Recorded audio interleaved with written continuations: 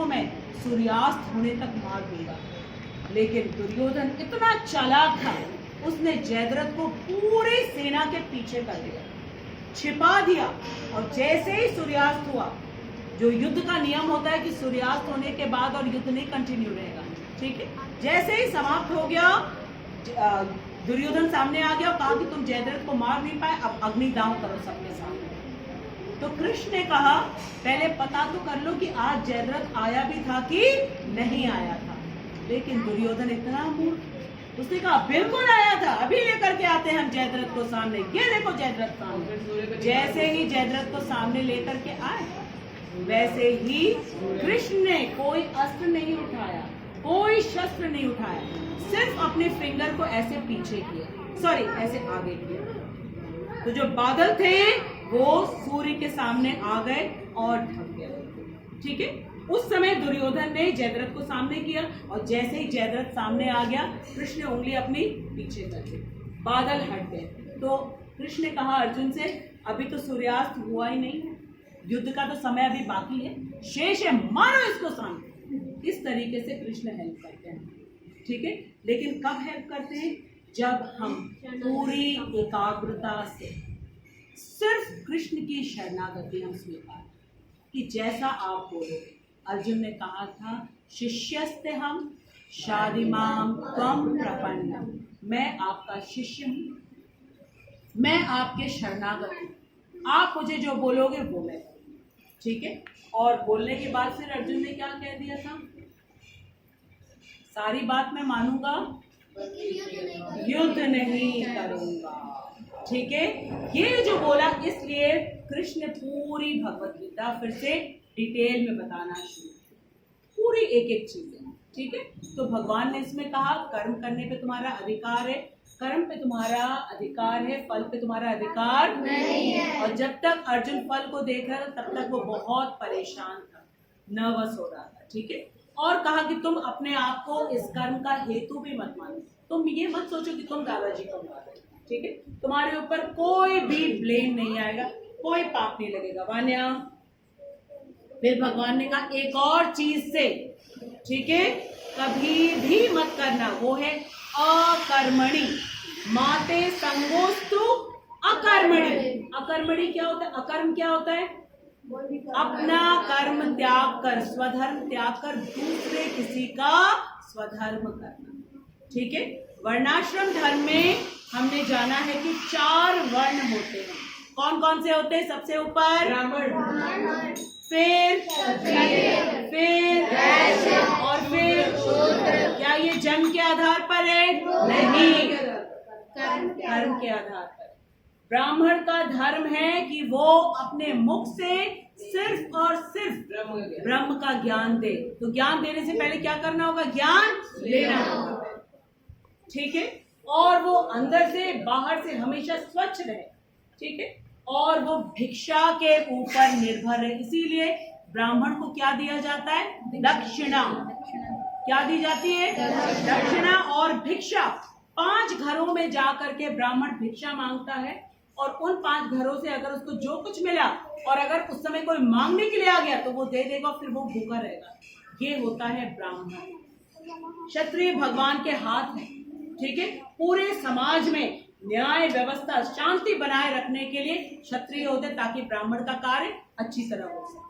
जैसे जब त्रेता युग में विश्वामित्र क्या कर रहे थे? यज्ञ कर रहे थे, उनको असुर आकर के डिस्टर्ब कर रहे थे।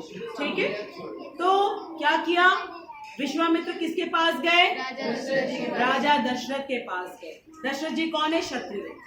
उनसे मदद मांगने के लिए गए कि आप अपने बेटों को भेज दीजिए ताकि हम यज्ञ संपूर्ण कर सकें। ठीक है, तो क्षत्रिय का कार्य होता है शांति व्यवस्था बनाए रखना पूरे समाज में, ताकि ब्राह्मण यज्ञ कर सके, पूजा कर सके, सबको ब्रह्म का ज्ञान दे सके।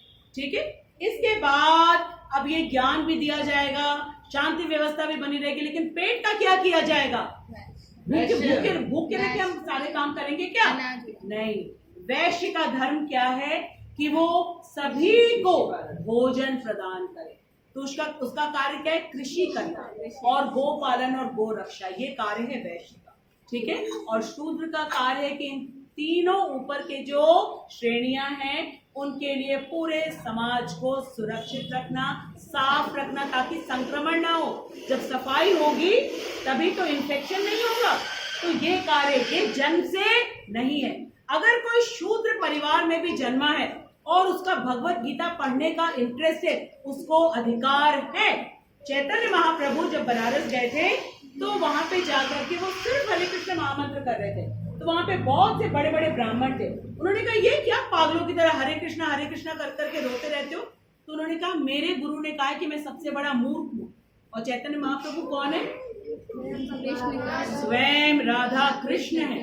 उन्होंने कहा मेरे गुरु ने कहा है तुम सबसे बड़े मूर्ख हो, तुम कोई वेद का ज्ञान नहीं ले सकते। क्यों? क्योंकि चैतन्य महाप्रभु कलयुग के लोगों के लिए बोल रहे हैं। तुम वेद का ज्ञान नहीं ले सकते, इसलिए तुम सिर्फ हरे कृष्ण महामंत्र करो। ठीक है? तो इसलिए महाप्रभु ने कहा हरे कृष्ण महामंत्र पे सबका अधिकार है।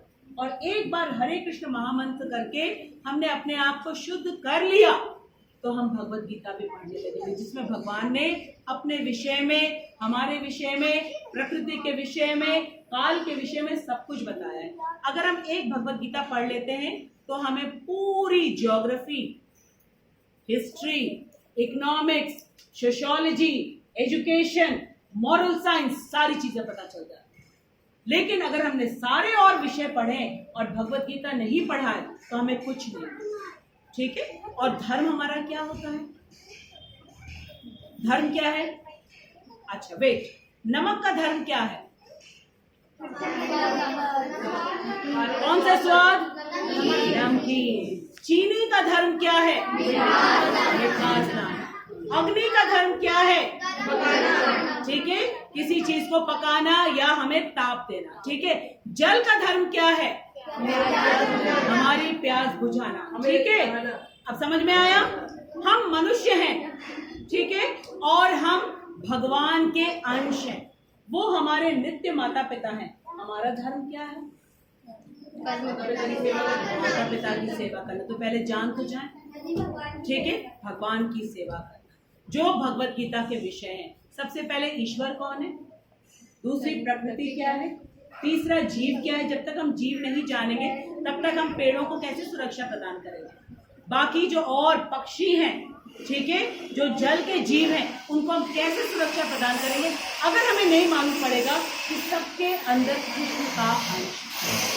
ठीक है, तो इसलिए भगवत गीता की नॉलेज से हमें कंप्लीट नॉलेज मिलती है और हमें पता चलता है हमारा धर्म क्या है, हम कौन है, कृष्ण के अंश हैं। और अंश का धर्म क्या होता है कि वो अपने पूर्ण जो उनके अंशी हैं उनकी सेवा करें। तो क्या हमको सारे काम छोड़ देने, पढ़ाई लिखाई नहीं करना है, नहीं, जॉब नहीं करना है, हमें कहीं नहीं, कुछ नहीं करना है, सब कुछ करना है, लेकिन हमेशा ध्यान रखना है कि परमात्मा रूप में कृष्ण हमेशा हमारे साथ। बाकी जो आसपास हमारे जितने लोग दिखते हैं, घर में हमारे मम्मी पापा भाई बहन, सबको कृष्ण का अंश जानना है। प्रत्येक पक्षी, प्रत्येक जीव, प्रत्येक पेड़, सबको कृष्ण का अंश जानना है। इस तरीके से हम क्या हो जाते हैं, अहिंसक। जो गांधी जी ने सिखाया है अहिंसा, अहिंसा इस प्रकार से होती है, किसी को हम अपने शब्द से भी एक बुरे वचन ना कहें ताकि उसके दिल को हम चोट पहुंचाए। हिंसा मतलब चोट पहुंचाना। और हिंसा हम किस तरीके से कर सकते हैं, शब्द से कर सकते हैं, अपनी आंखों से कर सकते हैं, शरीर से कर सकते हैं। एक्चुअल में भगवत गीता हमें सिखाती है किस प्रकार से हम अहिंसक बन सकते हैं, किस प्रकार से सबके ऊपर हम दया कर सकते हैं, जब हमें पता होगा कि सब में कृष्ण का। ठीक है, तो इस श्लोक में भगवान ने हमें बताया कर्म पे हमारा अधिकार है, किस चीज की हमें बिल्कुल भी अपेक्षा नहीं करनी है, कर्म फल। ना अपने आप को कर्ता मानना है और ना ही अपने स्वधर्म को छोड़ के बैठ जाना है। अर्जुन क्या करना चाह रहा था, ब्राह्मण का। उसने क्या कहा कि ये काम मैं नहीं करूंगा, मैं हिमालय में चला जाऊंगा, हिमालय में जाके तपस्या करूंगा और भिक्षा मांग करके रहूंगा। तो कौन सा काम वो करना चाह रहा है, ब्राह्मण का काम करना चाह रहा है।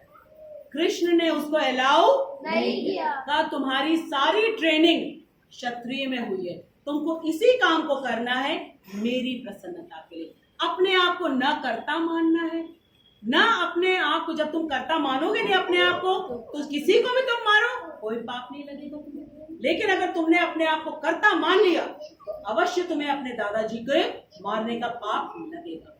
लेकिन क्या ये हम मान करके कहें कि कृष्ण कह दिया सबको मारो, तुम कर्ता नहीं हो, हम मारना शुरू कर दें किसी को? नहीं, ये क्षत्रिय कर सकता है, और वो भी किसके ऑर्डर से? अपने कमांडर के, कृष्ण के ऑर्डर से। जैसे जो आर्मी में लोग होते हैं, जब वो युद्ध के मैदान में होते हैं, ठीक है, वो जब अपने कमांडर के ऑर्डर से मारते हैं तो उनको मेडल्स मिलते हैं। लेकिन वही सैनिक जब छुट्टी पे होगा और आ जाएगा अपने घर पे, वहां पे आसपास अगर उसने कुछ भी गलत होते हुए देखा, बंदूक निकाली उसने और अगर उसने मार दिया, तो क्या उसको मेडल मिलेगा?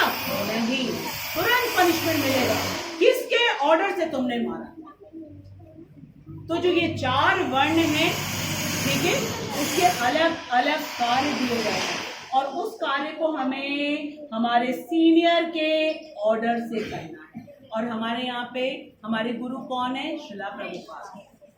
कृष्ण तो सबसे बड़े गुरु हैं, उनको समझने के लिए हमें श्रीला प्रभुपाद की हेल्प चाहिए, ठीक है। तो श्रीला प्रभुपाद हमें समझाते हैं कि हमें, अगर आप स्टूडेंट हो, सारी पढ़ाइयाँ करो, स्कूल रेगुलरली जाओ, टीचर्स को रेस्पेक्ट करो, पेरेंट्स को रेस्पेक्ट करो। क्यों? क्योंकि पेरेंट्स आपकी फीस डिपॉजिट करें, ठीक है, और आपका समय लग रहा है।